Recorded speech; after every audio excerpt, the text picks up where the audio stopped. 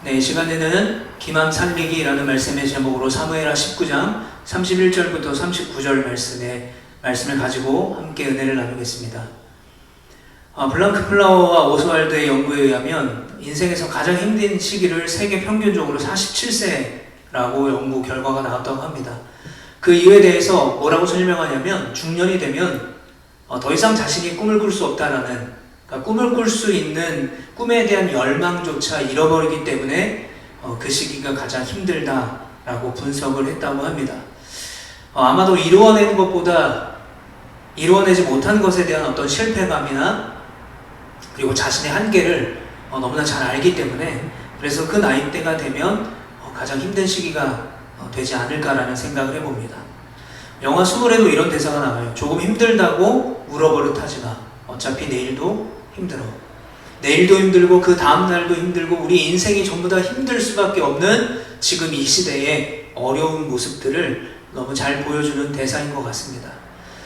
그런데 다들 힘들다라고 말하고 어제도 힘들고 내일도 힘들고 오늘도 힘들다라고 말하지만 생각해보면 사람의 인생 중에서 힘들지 않은 인생이 세상에 어디 있을까라는 생각을 하다 보면 내 인생의 고민이나 또는 내 인생의 어려움이 조금은 해소되는 것 같습니다.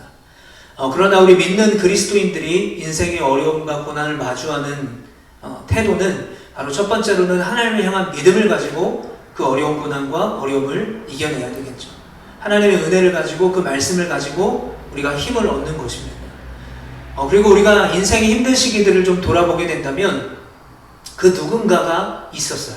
나를 도와주고 또 나를 위로해주고 나를 위해 중보해줬던 하나님이 붙여주신 그 믿음의 동역자들이나 또는 귀한 도움의 사람들이 있었기 때문에 우리가 그 힘든 인생 속에서도 이겨낼 수 있었지 않았을까라는 생각을 해봅니다.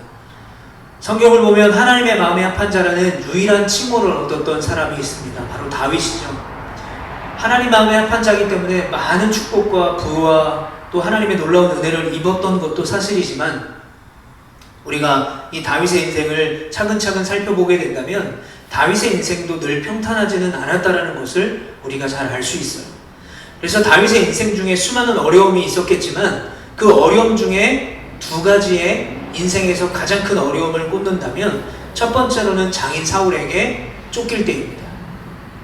두 번째로는 아들 압살롬에게 배신을 당해서 예루살렘에서 쫓겨나서 피난을 가야 됐을 때, 그때입니다. 자, 첫 번째, 사울이 다윗을 쫓아다닐 때 더 이상 이스라엘에 도망갈 데가 없었어요. 그래서 블레셋까지 가서 사울을 피해야 했습니다. 그런데 그 암울한 때에 이 다윗을 도와줬던 한 사람, 바로 사울의 아들이었던 요나단이었습니다. 그래서 요나단이 그 어려운 순간에 다윗에게는 큰 힘이 되었죠. 그래서 나중에 다윗은 이 사울과 요나단이 길보아 전투에서 죽고 나서 이 사울 가문이 완전히 몰락하게 되었을 때에 그 요나단의 은혜를 기억하고 감사해서 그 요나단의 아들이었던 절름발이 장애를 가졌던 그 무비보셋을 자신의 왕자들처럼 대우를 해줬습니다. 그런데 이 사울에게 쫓겼던 그 시절보다 더 힘들었던 시절이 바로 두 번째로 아들 압살롬의 반역 때문에 쫓겨난 때였습니다. 자신이 너무나 사랑하는 내가 낳은 아들에게 배신을 당했던 그 어려움 가운데 요나단처럼 다윗 곁에서 정말 큰 힘이 되었던 사람이 바로 오늘 본문에 등장하게 됩니다. 굉장히 생소한 이름인데요. 바로 길르앗 사람 바르실레라는 사람입니다. 바르실레. 자, 이제 다윗은 압살롬의 반역 때문에 예루살렘에서 마하나임까지 아주 멀리 피난을 가게 되었습니다. 그래서 사무엘하 17장 27절부터 29절을 보면 이 피난을 온 다윗을 도와줬던 세 사람이 등장을 하는데, 첫 번째로는 라밧 사람 소비라는 사람이 등장하고요. 두 번째로는 로데발 사람이었던 마길이라는 사람이 등장하고, 마지막 세 번째는 바로 길르앗 사람 바르실레가 있습니다. 자, 이들은 피난 온 이 다윗에게 사실 아무것도 가지고 올 수 없었던, 너무 급작스럽게 나올 수밖에 없었던 그 다윗에게 먹을 것과 입을 것과 생필품을 가져다 줍니다. 그리고 다윗과 함께 온 그 군대들도 도와줍니다. 그런데 그 세 명 중에 소비와 막이라는 사람은 성경에서 더 이상 나오지 않는 것으로 봐서 우리가 추측하기로는 다윗을 이례적으로 도와줬구나라고 생각을 할 수가 있습니다. 그러나 마지막이었던 이 길르앗 사람 바르실레만은 다윗을 계속적으로 마하나임에서 돕고 다윗과 함께 했습니다. 그래서 우리가 오늘 본문 이전의 상황을 좀 살펴보면 더더욱 이 바르실레의 도움이 얼마나 다윗에게 중요했는지를 우리가 알 수가 있어요. 다윗은 아들 압살롬에게 쫓겨났습니다. 그런데 다윗의 군대가 압살롬의 군대와 싸우기 위해서는 재정비가 필요했어요. 그래서 마하나임이라는 곳에서 군대를 재정비할 수 있었던 재정이나 또 여러 가지 음식들을 바로 바르실레가 제공했던 거죠. 그리고 이제 재정비한 다윗의 군대와 압살롬의 군대가 싸우게 됩니다. 그때 다윗의 군대가 승리하게 되고 도망을 가던 압살롬이 바로 상수리 나무에 자신이 자랑하던 그 긴 머리를 아름다운 머리카락이 걸려서 이 다윗 군대의 이 수장이었던 요압에 의해서 죽게 되죠. 자, 다윗의 군대는 전쟁에 승리했습니다. 그러나 더 큰 슬픔이 다윗에게 있었죠. 바로 아들 압살롬을 잃었던 거예요. 그래서 사무엘하 18장에 보면 마음이 찢어질 듯 아팠다라고 표현하고 있어요. 내가 대신 너를 위해 죽을 것을 이라고 표현할 만큼 이 다윗은 인생에서 가장 힘든 시기와 표현할 수 없는 슬픔을 느끼고 살게 되었던 거죠. 그 아들의 큰 슬픔을 마주한 채 이제 어떻게 됩니까? 마하나임에서 다시 예루살렘으로 돌아가야 돼요. 바로 그 예루살렘으로 돌아가려고 하는 그때에, 그리고 마하나임에 피난을 왔던 그때에, 그것이 바로 오늘 본문의 배경이 되는 것입니다. 자, 임시 지휘소를 세웠던 이 마하나임에서 여러 가지로 힘들고 어려웠던 그때에, 그리고 아들 압살롬까지 잃었잖아요.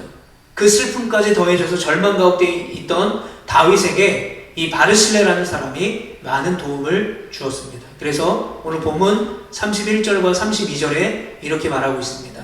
함께 같이 읽어보겠습니다. 시작. 길르앗 사람 바르실레가 왕이 요단을 건너가게 하려고 로글림에서 내려와 함께 요단에 이르니 바르실레는 매우 늙어 나이가 80세라. 그는 큰 부자이므로 왕이 마하나임에 머물 때에 그가 왕을 공개하였더라. 자, 바르실레의 신상이 여기에서 나오게 됩니다. 나이가 80세라 라고 말하고 있습니다. 다윗이 70세에 죽었어요. 그러니까 다윗보다 상당히 나이가 많은 사람이었을 거로 생각해 봅니다. 그리고 당시에 80세라고 한다면 굉장히 나이가 많은 나이였습니다. 그런데 뭐라고 말합니까? 그는 큰 부자였다라고 말해요. 그래서 다윗과 그 일행들이 마하나임에 피난 온 그때부터 이제 다윗이 다시 왕관을 쓰고 예루살렘으로 돌아가는 그 순간까지 자신이 가진 물질로 다윗을 섬기고 도와줬던 사람이 바로 바르실레였습니다. 그래서 이 다윗에게 있어서는 어쩌면 이 바르실레는 아마도 큰 형님처럼 느껴졌을 거예요. 조금 더 우리가 상상력을 좀 보태보자면 다윗에게는 많은 형들이 있었잖아요. 그런데 그 형들이 다윗을 어떻게 취급했습니까? 그냥 없는 사람처럼. 다윗의 부모도 이세도 다윗은 마치 없는 사람처럼 취급했어요.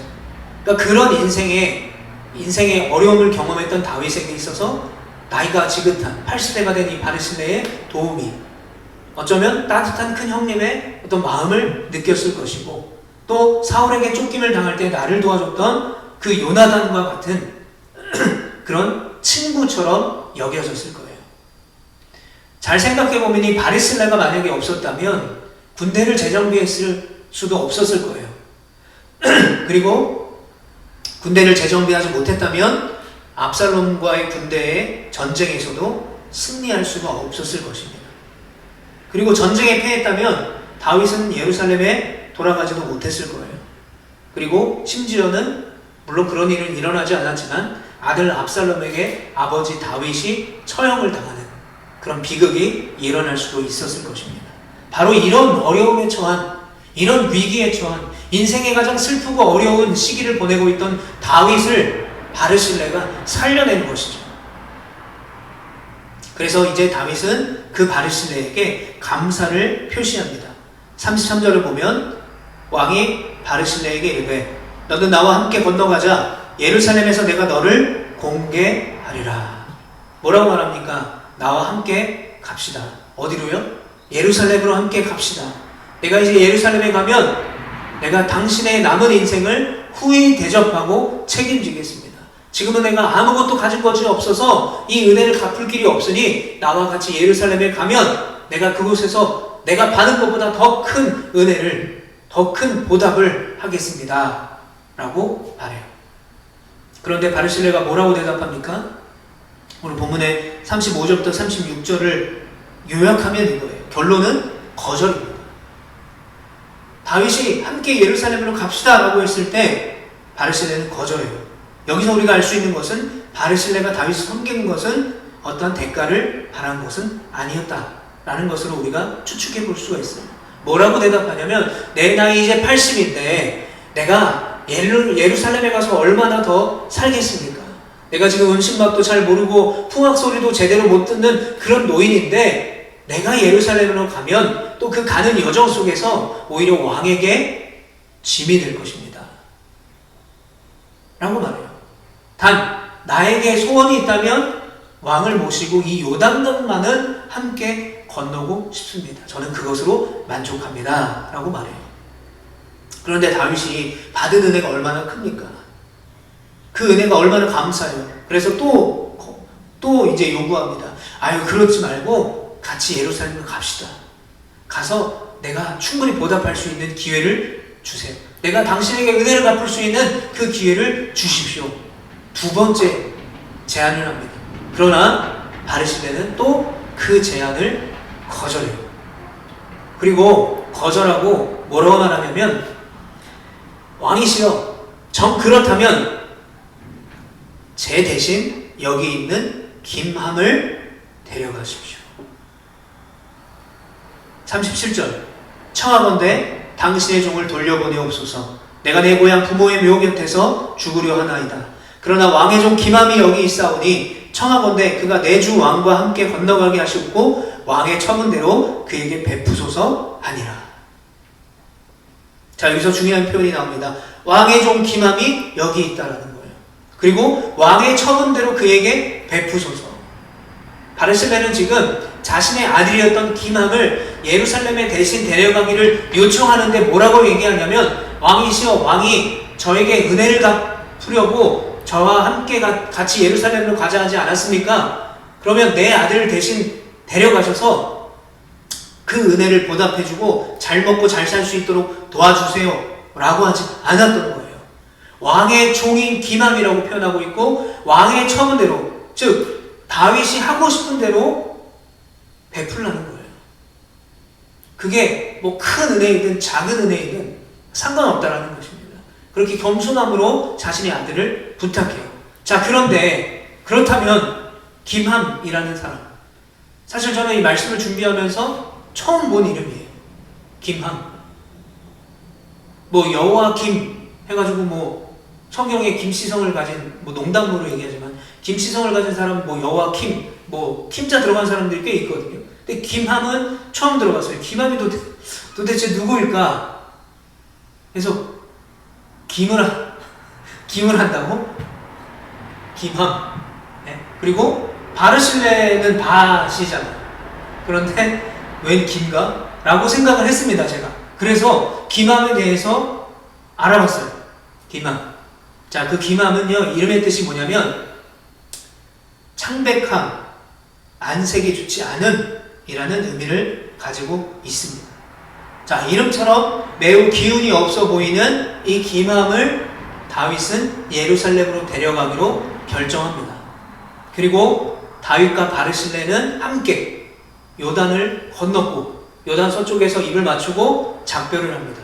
그리고 바르실레는 다시 길르앗으로 돌아가고 다윗은 김함과 함께 길갈을 지나서 드디어 예루살렘까지 돌아오게 돼요. 자, 이렇게 오늘 본문에서는 이 바르실레와 다윗의 인연이 끝이 나요. 그리고 김함의 스토리도 여기서 멈춰버려요. 아, 그러면 도대체 이 다윗이 예루살렘에서 이 바르실레가 부탁한 이 김함을 어떻게 챙겼을까 궁금하잖아요. 그 그 은혜를 갚는다고 기맘을 데려갔는데 어떻게 은혜를 갚았을까 궁금해지기 시작해요. 그런데 오늘 본문에서는 이렇게 끝이 나요. 자, 여기에는 없는데 이제 시간이 좀 흐른 뒤의 이야기 열왕기상으로 우리가 가보게 되면 열왕기상 2장 1절에 이렇게 말해요. 다윗이 죽을 날이 임박하매 그의 아들 솔로몬에게 명령하여 이르되, 아까 다윗이 몇 살에 죽었다고 했습니까? 70세. 그러니까 다윗이 죽을 날이 임박했다라는 것은 다윗이 70세가 되었다는 거죠. 그러면 임종이 임박한 상황이에요. 그래서 솔로몬에게 명령한다는 것은 유언을 하고 있는 거예요. 그래서 열왕기상 2장 2절부터 6절을 보면 뭐 이렇게 나라를 다스리고 이렇게 하나님의 은혜대로 살아야 되고 여러 가지를 유언을 합니다. 그리고 자신에게 피난길에 돌을 던졌던 그 시므이의 가문의 복수를 명령해요. 그리고 나서 열왕기상 2장 7절에 마지막으로 이런 유언을 남깁니다. 우리 같이 한번 읽어보겠습니다. 시작. 마땅히 길르앗 바르실레의 아들들에게 은총을 베풀어 그들이 내 상에서 먹는 자 중에 참여하게 하라. 내가 내 형 압살롬의 낯을 피하여 도망할 때에 그들이 내게 나왔느니라. 아멘. 자, 다윗과 바르실레와 그리고 기맘의 이야기가 성경에서 끝난 것처럼 보였는데 안 끝났어요. 다윗은 아들 솔로몬에게 유언을 남깁니다. 부탁합니다. 바르실레의 아들들에게 은총을 베풀어라. 마치 다윗이 왕이 되었을 때에 자신의 친구였던 요나단의 은총을 입어서 그 아들 무비보셋을 자신의 왕족처럼 대했던 것처럼 똑같은 부탁을 하고 있는 거예요. 자, 그러면 저 7절의 바르실레의 아들들은 누굴까요? 바로 다윗이 예루살렘으로 데려간 김함이에요. 그리고 이제 시간이 어느 정도 지났잖아요. 그러면 김함의 자녀들도 그 예루살렘에 있었을 것입니다. 그러니까 그 김함뿐만 아니라 김함의 자손들도 솔로몬에게 보호해달라. 너의 왕족처럼 여겨달라. 그렇게 모든 은혜와 모든 사랑을 보여줘라 라고 솔로몬에게 마지막으로 명령하고 있습니다.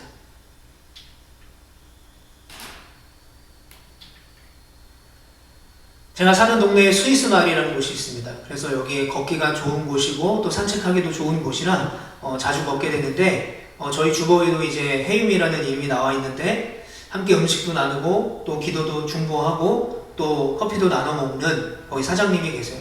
그래서 뭐 말동무로 굉장히 친해졌는데 그 남편의 건강의 문제 때문에 저희 부부가 기도도 하고 또 좋은 결과가 있어서 기쁨도 함께 나눴어요. 물론 이 사장님 부부는 교회를 다니지 않고 믿음이 없는 분들이에요. 뭐 예전에는 교회를 다녔다고 하지만 그래서 뭐 서로 어려운 일들을 이렇게 좀 나눴어요. 그런데 저의 어려운 이야기도 좀 나눴는데 한 번은 이런 것입니다. 하루는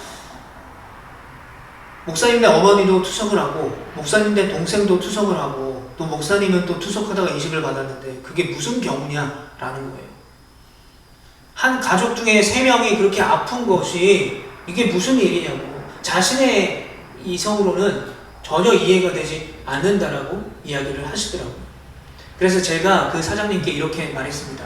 그래도 힘들지만 감사함으로 기도하며 견뎌내며 살고 있습니다 라고 하면서 웃음으로 넘어갔어요. 여러분, 세상 사람들은 우리 인생과 고난 앞에서 해결할 수 없는 문제를 만났을 때에 이해할 수 없다라고 말하죠. 그리고 이해할 수 없기 때문에 그 문제에 대해서 세상의 다른 것들을 의지하고 바라보고 혹은 내 힘, 내 능력, 내 돈 이것을 의지하며 그 문제를 해결하기 위해서 노력하며 살아가요. 그런데 때로는 그 노력이 실패가 될 때가 있어서 낙심하고 좌절하고 어려운 시기를 보낼 때가 있는 거죠. 근데 여러분, 우리 믿는 그리스도인들은 어떻습니까? 어려운 일이 있고 고난이 있고 힘든 일이 있을 때에 우리는 그때에도 은혜의 자리를 떠나지 않아야 된다는 거예요. 그래서 진짜 그리스도인은 어떤 사람일까라는 생각을 해봤습니다. 개척을 하고 항상 그 고민을 하고 있습니다. 진짜 그리스도인이 어떤 사람일까? 나도 그냥 진짜 그리스도인처럼 살고 싶다라는 생각을 해요. 잘 되지 않지만. 근데 진짜 그리스도인이라는 사람은 어떤 사람일까라고 생각했을 때 뭐 수많은 목회를 하는 수많은 사람들과 함께 목회를 하는 목회자일 수도 있고 저 아프리카나 아랍 같은 데 오지에 가서 복음을 전하는 선교사님일 수도 있어요. 그러나 뭔가 대단한 일을 하지 않아도 하나님의 응답이 없을 때에 그 은혜의 자리를 떠나지 않고 기도하는 사람이 저는 진짜 그리스도인이 아닐까라는 생각을 해요. 그래서 힘들고 어려울 때 그래도 나에게 베풀어 주실 은혜를 기대하고 믿음으로 견뎌내는 사람. 어떤 문제가 해결돼서 하나님을 찬양하는 것이 아니라 어떤 문제를 해결하기 위해서 막 내 노력과 내 돈과 내 생각과 이것을 사용해서 기진맥진하는 인생이 아니라 그냥 그 고난과 어려움을 그대로 마주하고 믿음으로 견뎌내는 사람이 진짜 그리스도인이 아닐까라는 생각을 합니다.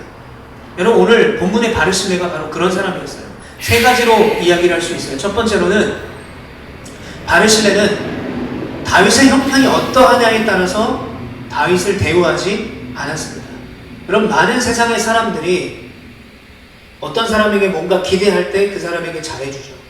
그런데 그 사람에게 기대할 바가 없으면 다 떠나게 돼요.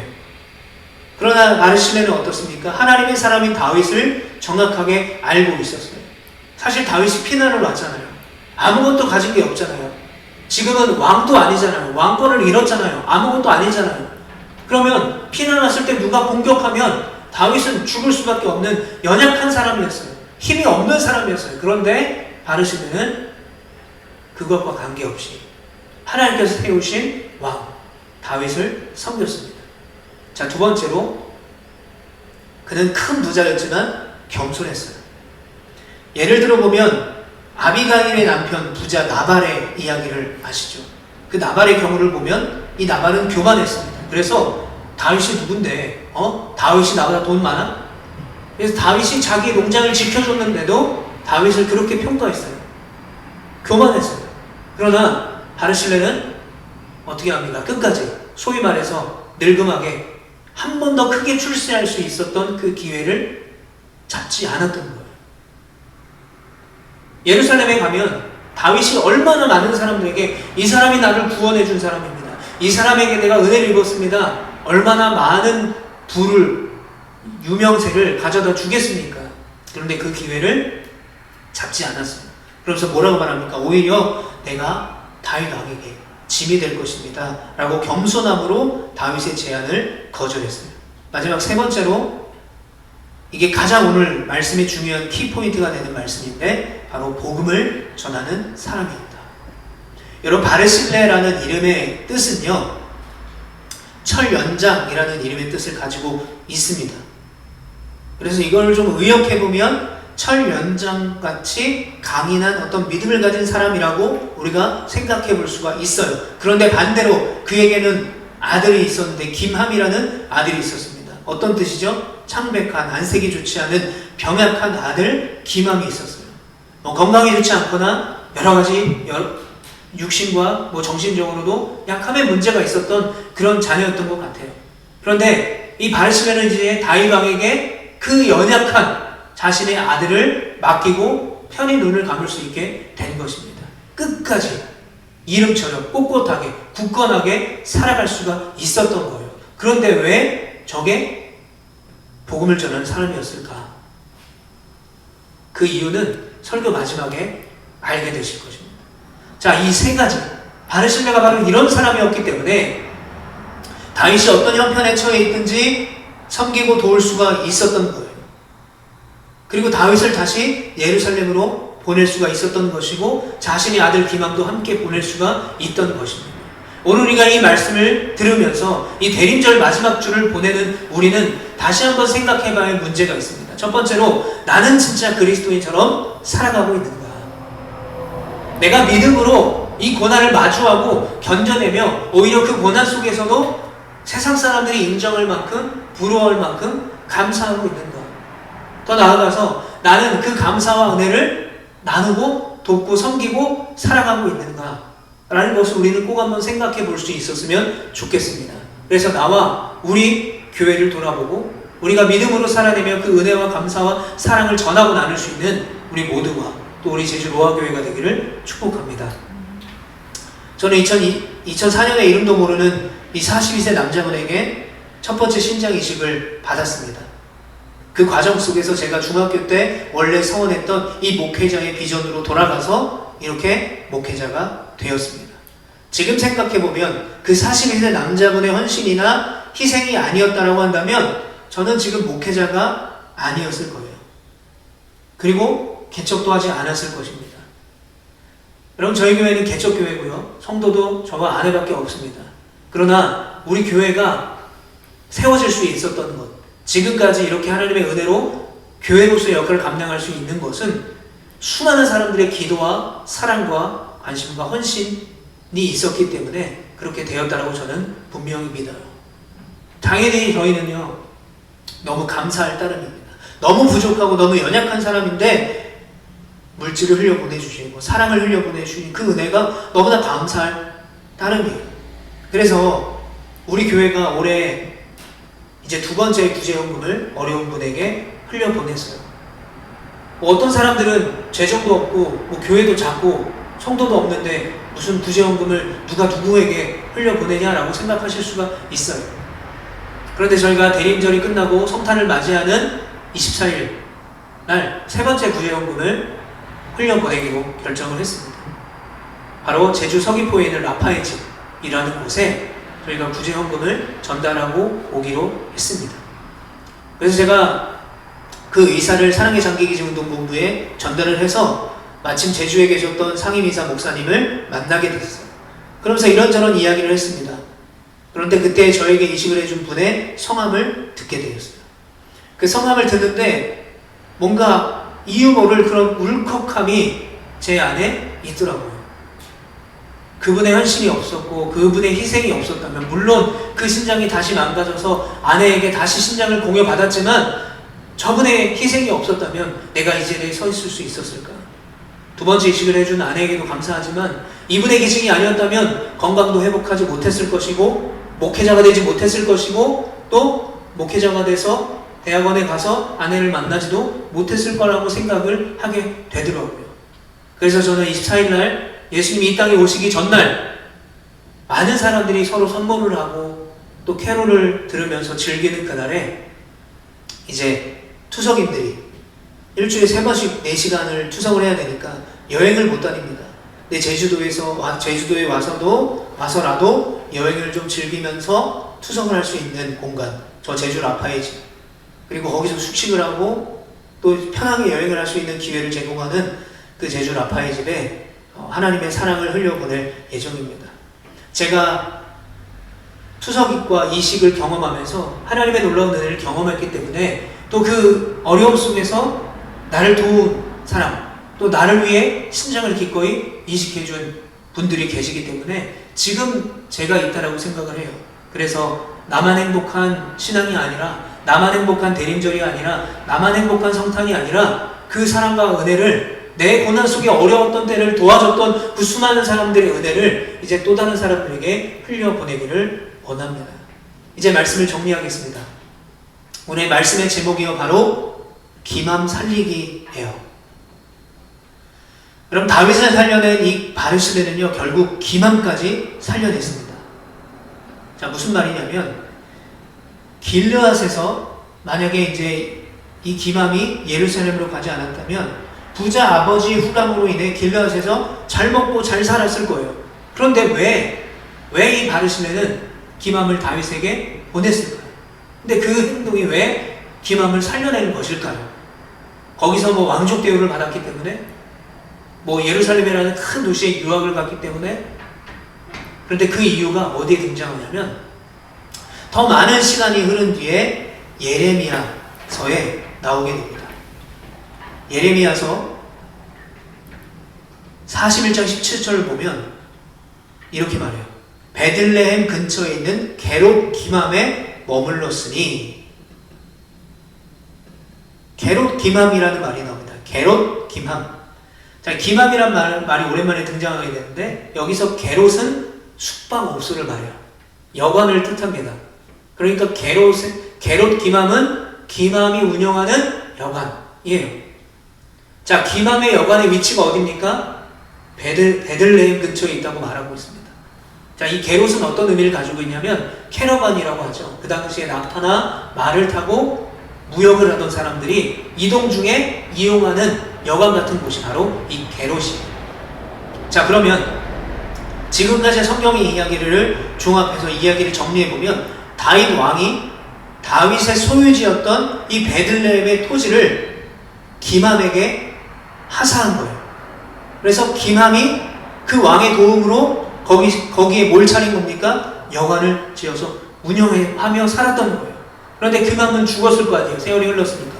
그런데 김함의 자손들이 그 게롯을 계속해서 베들레헴에서 운영해 왔을 거다라고 성경의 근거를 가지고 추측을 하게 되는 거예요.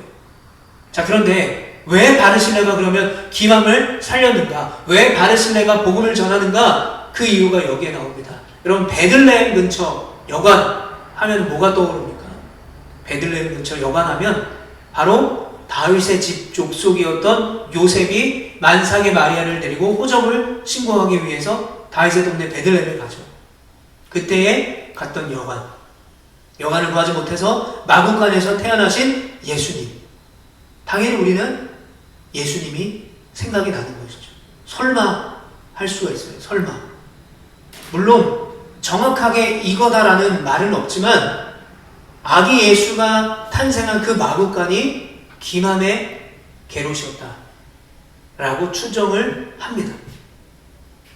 그러므로 다윗의 고난으로 시작된 그 스토리가 바르실레와 김함과의 만남으로 이어지고 게롯 김함에서 다시 예수 그리스도의 탄생의 역사로 이어지고 있는 거예요.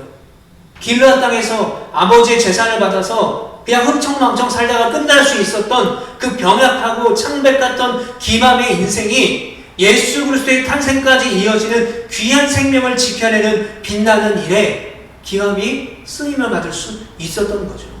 그러므로 바르실레가 결국 김함을 살린 거예요. 다윗에게 같이 예루살렘에 보낸 것, 그것이 김함을 살린 것입니다.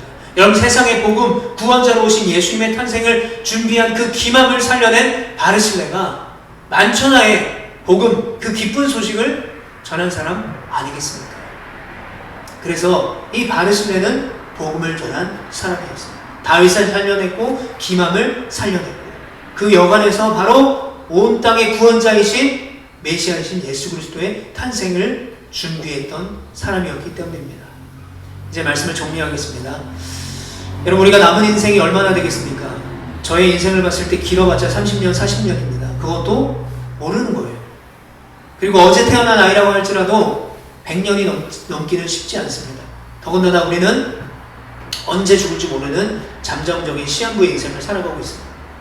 자, 그렇다면 우리는 이제 어떻게 살아가야 되겠습니까? 오늘 말씀을 기억해 본다면 먼저 하나님의 뜻을 알고 그 하나님의 뜻에 겸손하여 우리가 서로를 섬기며 또 사랑하며 사는 우리 모두가 되기를 축복합니다.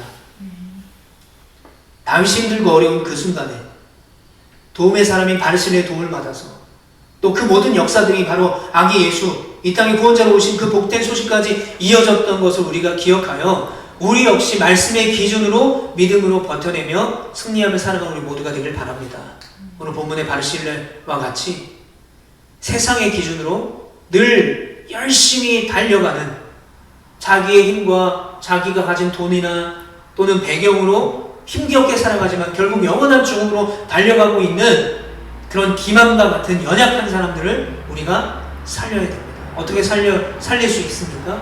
우리의 믿음으로 복음을 전하며 물질을 나누고 사랑하는 거죠. 사랑이 없는 복음은 존재할 수가 없는 거예요. 먼저 그들을 사랑하고 섬기는 것이죠. 그리고 결국은 그들에게 복음을 전하는 것입니다. 그래서 저는 기도하고 있습니다. 언젠가 그 해용 사장님에게 복음을 전할 수 있는 기회가 열리기를. 또 저 때문이 아니라 제가 아니더라도 그 누군가에 의해서 또 그분이 교회를 다니고 믿음을 가질 수 있도록 기도하고 있습니다. 여러분, 예수님께서 이 땅에 구원자로 오셨습니다. 우리는 그 구원의 은혜로 살아가고 있죠. 그래서 바르실레와 같이 강철처럼 꼿꼿하게 꺾이지 않는 그러나 분명한 믿음으로 하루하루를 하나님을 사랑하고 이웃을 사랑하며 하나님께 영광이 되며 기쁨이 되는 우리 모두가 되기를 축복합니다. 그러므로 다시 오실 예수님을 지혜롭게 기대하며 기다릴 수 있는 저와 여러분 되시기를 간절히 축복합니다. 기도하겠습니다. 사랑의 주님, 감사를 드립니다. 먼저 우리가 그리스도인답게 살아갈 수 있는 힘과 지혜와 능력을 더하여 주시옵소서.